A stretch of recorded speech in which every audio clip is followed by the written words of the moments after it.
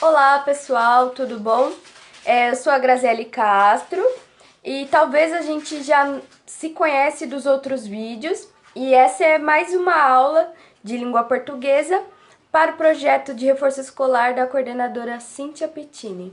Eu vou contextualizar a revisão de hoje com a seguinte frase: o verdadeiro comunicador é o receptor, de Peter Drucker. O tema de hoje é construção frasal. Qual é o meu intuito ao apresentar para vocês essa frase do Peter Drucker? É que vocês reflitam o seguinte: todo ato comunicacional, seja ele escrita, oral ou visual, ao serem projetados, pensados, enfim, ao serem projetados, devem atender a quem?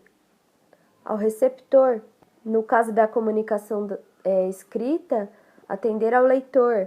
No caso da comunicação oral, o ouvinte. Certo? Então podemos prosseguir.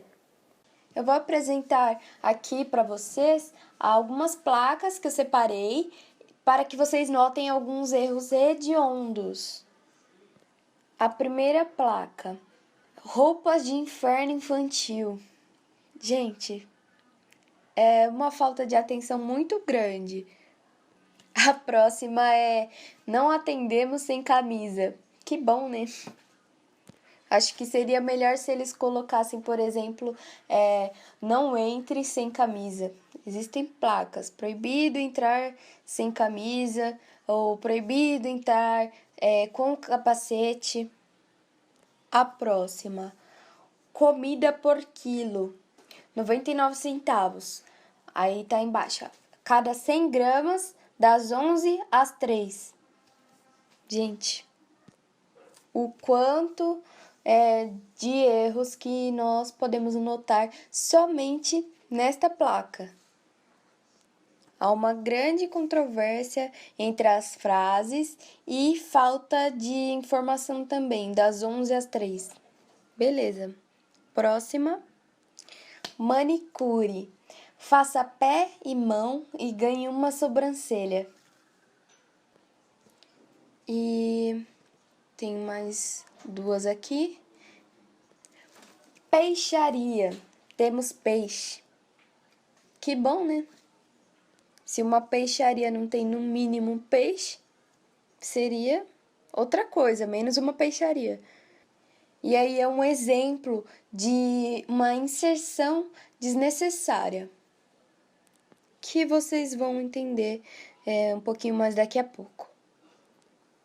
E a outra é: na compra de um colchão, ganhe um travesseiro de brinde. Antes de prosseguir a nossa aula, eu quero que vocês entendam que em momento nenhum eu quero zombar de alguém, zoar ou coisa do tipo. Mas o fato é que, principalmente referente a anúncios, quem está ali tentando vender, seja um empreendedor ou uma loja grande, tanto faz. Mas chega até a perder um pouco da credibilidade do produto. Por isso que eu escolhi apresentar para vocês também um exemplo das placas e anúncios. Eu também separei aqui um exemplo informal, que é da mensagem do WhatsApp, em que, pelo menos para mim, é muito comum a minha mãe ter preguiça de escrever no WhatsApp e me mandava mensagens desse tipo aqui, ó. Oi, bom dia, filha. A roupa está na máquina e comida no fogão. Estende para mim?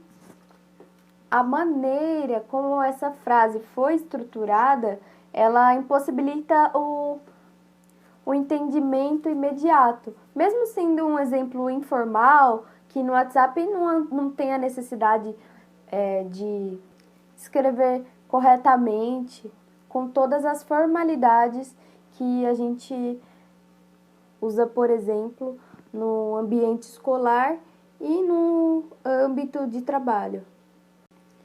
E para ilustrar, então, um exemplo que seja comum para vocês, eu escolhi ilustrar uma atividade de interpretação de texto com a história da Chapeuzinho Vermelho, porque creio eu que ela é muito popular e que quase todo mundo conhece. Então aqui está a pergunta e a resposta em relação à história. A pergunta é: por que a Chapeuzinho Vermelho desviou o caminho? Todo mundo sabe que na história a Chapeuzinho Vermelho escolheu o caminho mais curto, por isso que ela encontra o lobo, tal, né? Espero que lembrem. E esta foi a resposta. A Chapeuzinho gosta de desafiar a mãe e também gosta muito da avó, por isso ela foi levar os doces e chegou mais rápido porque optou pelo caminho mais curto e mais perigoso, mas como desafiou sua mãe que falou para ela seguir o caminho mais longo, nesse caminho ela não teria encontrado o lobo. Bom, como vocês podem perceber, uma resposta mais estruturada pode fugir até do contexto, trazendo obscuridade para a compreensão da frase. Há, nesse exemplo, inserções desnecessárias, a pontuação ficou precária nesse exemplo e também há erros de concordância.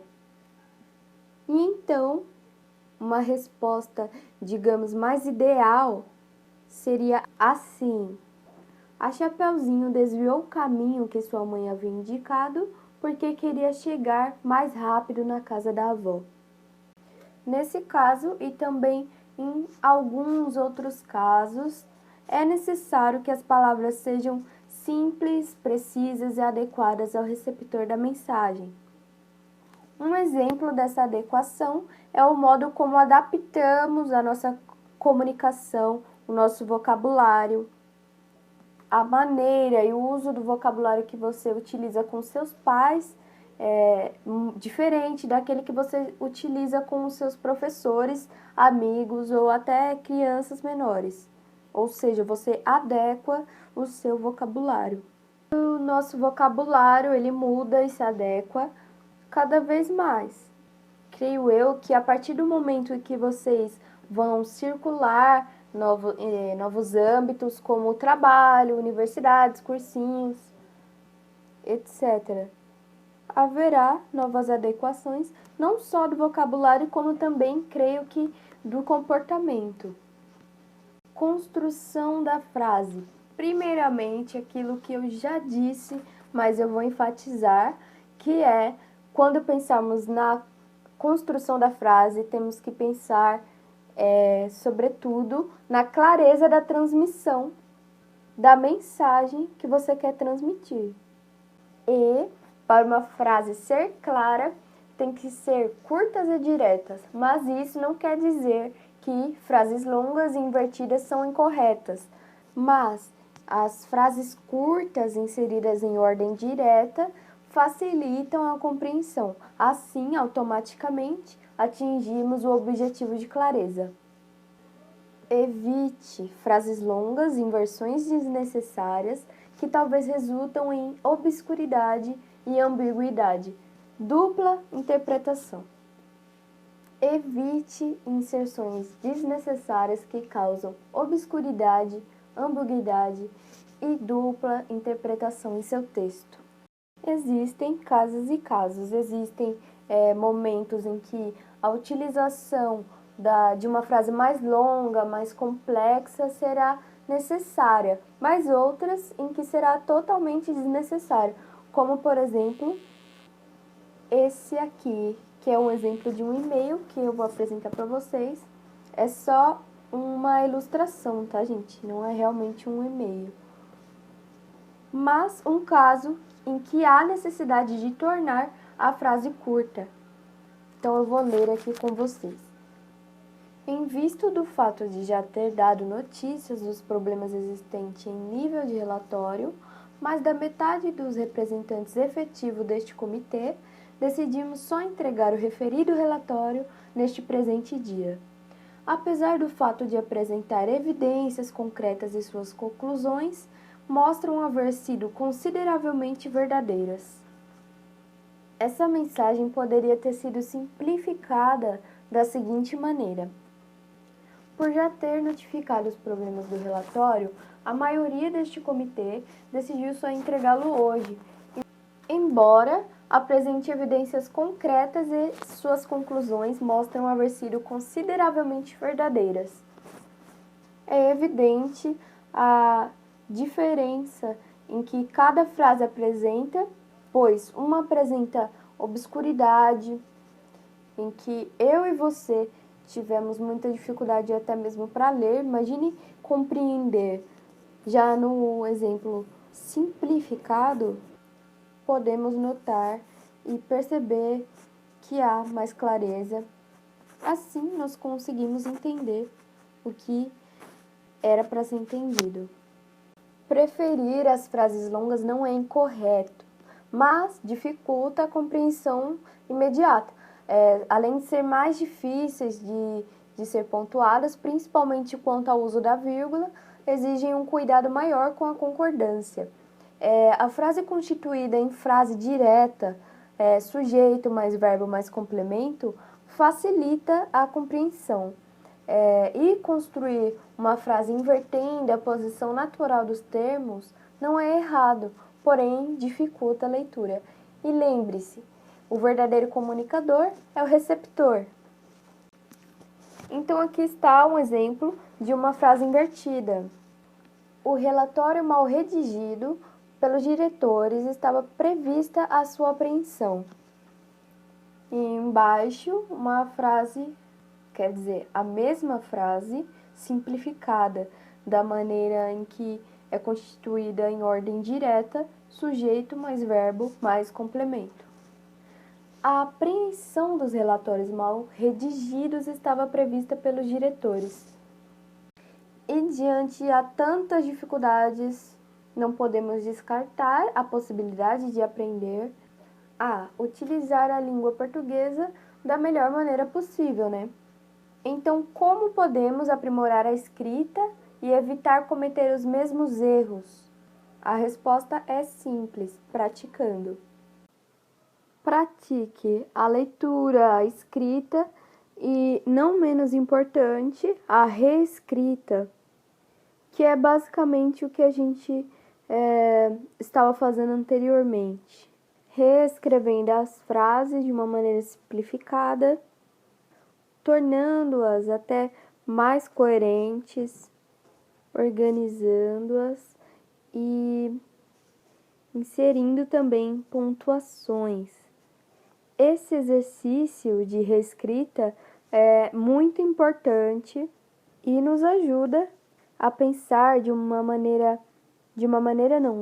da melhor maneira de construir uma frase clara e objetiva. Se vocês assistiram às aulas anteriores, vocês vão se recordar de que não é agora que a gente começou a tratar do assunto sobre a comunicação. E existem vários tipos de comunicação. Bom, na verdade, alguns tipos de comunicação. Entre eles, a comunicação escrita, oral e visual. E então abordamos os temas: o que são os gêneros textuais, quais são os tipos de texto, as funções de cada tipo, a importância, né, da leitura, para que se possa construir esses tipos de texto diferentes. Bom, a aula de hoje fica por aqui e eu espero que vocês tenham gostado bastante e captado o conteúdo que é essencial, mas também quero que lembrem: essas informações não valem somente para a escola, não servem somente para resolver exercícios ou atividades escolares, mas sim para a vida inteira de vocês. Tchau, tchau e até a próxima aula.